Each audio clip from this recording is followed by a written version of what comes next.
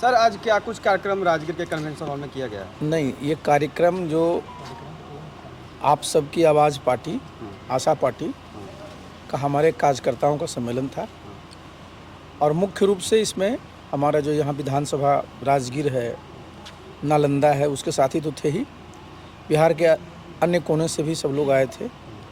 और ये सम्मेलन हम लोगों ने इसलिए किया है कि आप जानते हैं कि हम लोग अब चुनाव में लगे हुए और 2025 में चुनाव सितंबर, अक्टूबर, नवंबर के महीने में होगा। तो चुनाव में हम लोग पूरी मजबूती से उतरे हैं और हम लोग का लक्ष्य है कि हमारे जितने भी उम्मीदवार मजबूत साथी हैं सब चुनाव में लड़ें और लड़ें जीतने के लिए। जीत कर करके हम लोग अपनी सरकार बिहार में बनाएंगे। सर, नीतीश जी का एक बयान आया है कि जो पहले महिलाएं कपड़े नहीं पहनती थी, ये सियासी उछाल आया है बयान पर। देखिए, इससे बड़ा दुर्भाग्य और क्या होगा। नीतीश बाबू के साथ हम भी इतने वर्ष तक काम किए। नीतीश बाबू का जो एक व्यक्तित्व था, उनकी जो पहचान थी, उनके जो उद्गार मुंह से निकलते थे वही थे ना। अब मैंने एक बार नहीं कई बार और आज तो मैंने मंच पर कहा कि नीतीश बाबू के नियंत्रण में कुछ नहीं है बिहार में, इसलिए उनके मन में जो कुछ आ रहा है बोले जा रहे हैं। अब जिस प्रकार का बयान उन्होंने दिया है, भाई नारी शक्ति, आप ज़रा समझिए कि भाई हम नारी शक्ति की तो पहचान पहले से ही है और जिस प्रकार का वो कह रहे हैं, अब वो अगर वो नॉर्मल जिसको हम कहते हैं ना नीतीश बाबू रहते थे, जिनको हम लोग जानते थे, बयान देते क्या? तो देखिए, ये तो बिहार का इतना बड़ा दुर्भाग्य है जी। एनडीए के लोगों से पूछिए ना कि और क्या बिहार की दुर्गति कराना चाह रहे हैं। बिहार में कोई मुख्यमंत्री है ही नहीं। बिहार में मुख्यमंत्री अगर होते, बात करते हैं, बिहार में मुख्यमंत्री होते अगर, तो ये नौबत होती क्या? अब मुख्यमंत्री बिल्कुल होशो हवास में नहीं है। तो अगर प्रदेश का मुखिया की स्थिति ये हो जाएगी जी, तो भगवान कितनी देर तक मदद करेंगे बिहार को? तो ये तो जो एनडीए के नेता हैं उनको ना सोचना चाहिए। माने इससे बड़ा दुर्भाग्य क्या होगा? अब देखिए, उनके लिए, नीतीश बाबू के लिए आराम करने का समय है, लोगों को सेवा करना चाहिए लोगों को। लेकिन है क्या कि चूँकि इस पार्टी में लोग अवैध कब्जा कर लिए हैं, नीतीश बाबू को सामने मुखौटा रख कर करके किसी प्रकार से अपनी नैया को पार कराना चाहते हैं। वो क्या है? नीतीश बाबू की एक पहचान थी ना साहब। वो खड़ा होते हैं, जिस प्रकार से बोलते हैं, हम लोग खराब लगता है। जो बिहार के लोग बिहार के बाहर रहते होंगे, सुनते होंगे बिहार का लोग किस प्रकार से बिहारियों का लोग मजाक करते होंगे, इसलिए बहुत ही दुखद है।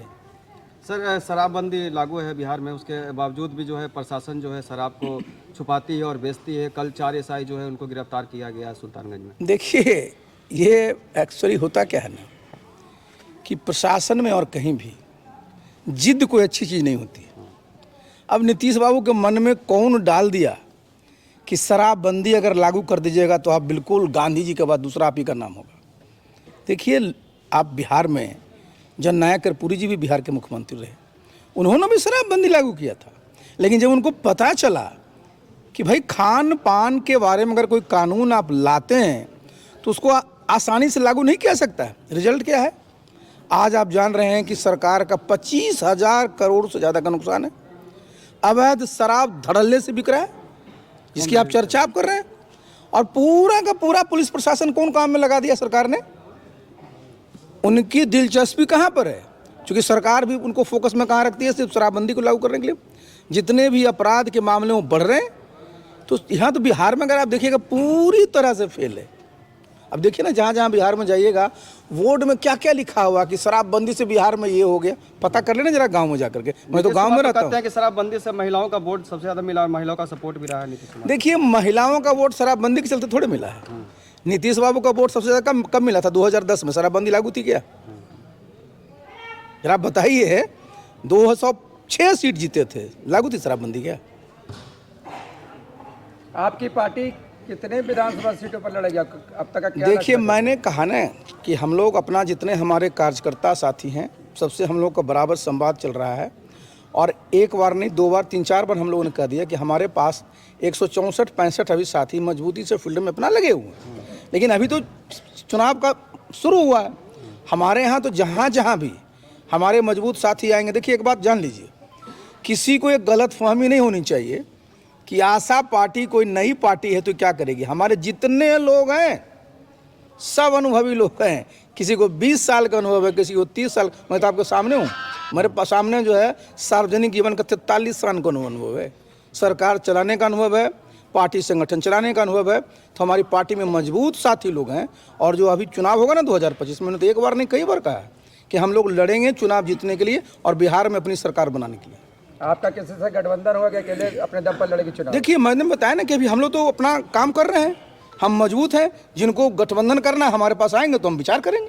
लड़ सकते हैं गठबंधन में भी? भाई आएंगे तो ना विचार करेंगे हम आपका अपना। मन देखिए है कि देखिए आई पर देखिए कर लेंगे? देखिए मैं बता दूं, एक बार नहीं मैंने कई बार कहा है, बिहार में हम किन्हीं को भी नापसंद नहीं करते हैं। सब बिहारी है ना, सब बिहार का मान सम्मान बढ़ाएंगे।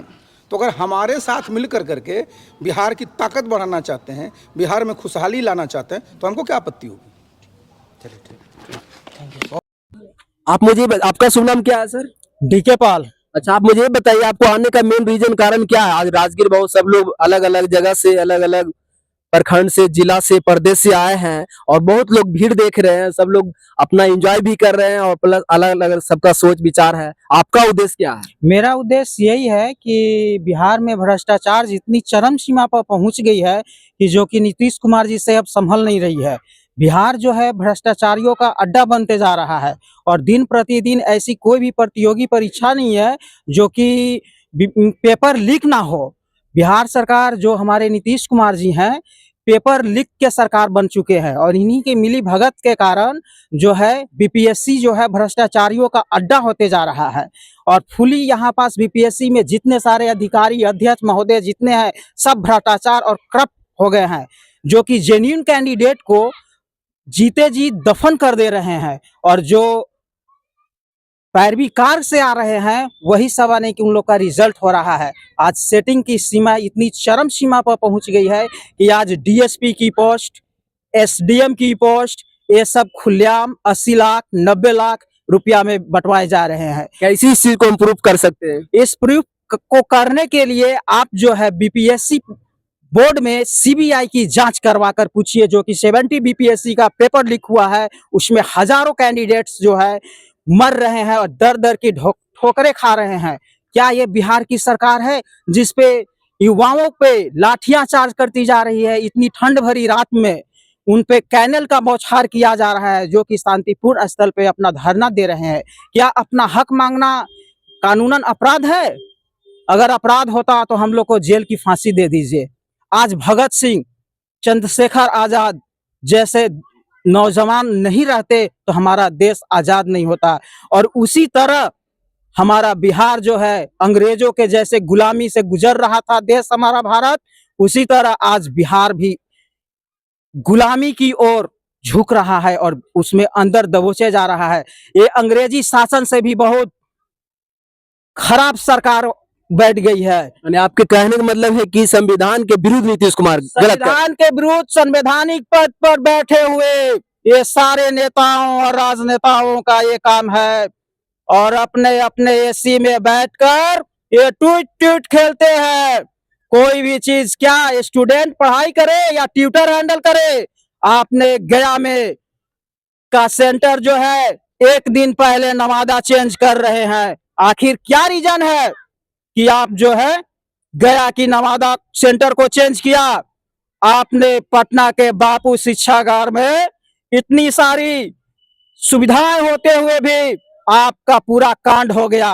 ये पटना में हुआ है, कैसे हो गया पटना में? आपको लगता है कि इस वक्त बदलाव होगा? इस बार पूरा बदलाव होगा, जन सैलाब जुटेगा और जब युवाओं का खून गर्म हो जाएगा तो पुलिस और प्रशासन की लाठियां कमजोर हो जाएगी। आपको क्या लगता है? से बोलना चाहते हैं हम। महिलाएं लोग तो नीतीश कुमार के सपोर्ट करते हैं। महिलाएं लोग नीतीश सरकार का सपोर्ट कर रहे हैं, इसीलिए तो आज शोषण का शिकार हो रहा है। बिहार में पूरी चुन कर देख लीजिए, कोई भी महिला सुरक्षित ही नजर आ रही है। बात तो सही बोल रहे। सीआरपीएफ के जवान के पिछले दिन हम गए हुए थे नवादा छोटी पाली, वहां भी एक बेटी का किडनैप किया गया और आज मुझे मैसेज मिला कि वो नाली के नीचे उसको 15-20 दिन। तो उसी से आप सोच सकते हैं कि हमारी सरकार कहां पर खोई हुई है। हमारी सरकार तो लग रही है कि गांजा फूंक कर चला रही है चिलम। कौन गांजा पीते हैं? अरे देख ना रहे, सब तो गांजे या दारू बिक रहा है जी दारू तो बंद नाम दारू तो बंद हो चुका है। बिहार में नाम का दारू बंद होकर है। आज जाकर देखिए पुलिस लाइनों में छापा मारिए, आप हर बैरक में पकड़िए, जितना आप इधर नहीं पकड़ पाइएगा उतना पुलिस बैरक में आपको भ्रष्टाचार मिलेगा, दारू का बोतल मिलेगा। यानी 100% नीतीश कुमार बहुत गलत कर रहे हैं। बहुत गलत कर रहे हैं नीतीश कुमार। नीतीश कुमार इतना गलत कर रहे हैं कि नौजवानों के शक्ति को कुचल रहे हैं। अगर इस प्रकार से कर रहे हैं तो आने वाले चुनाव में जब तबादला होगा तो जेल भी जा सकते हैं। आने वाले समय अब दूर नहीं है। बैक टू पवेलियन, ये नीतीश कुमार जी का अब अंतिम यात्रा होगा।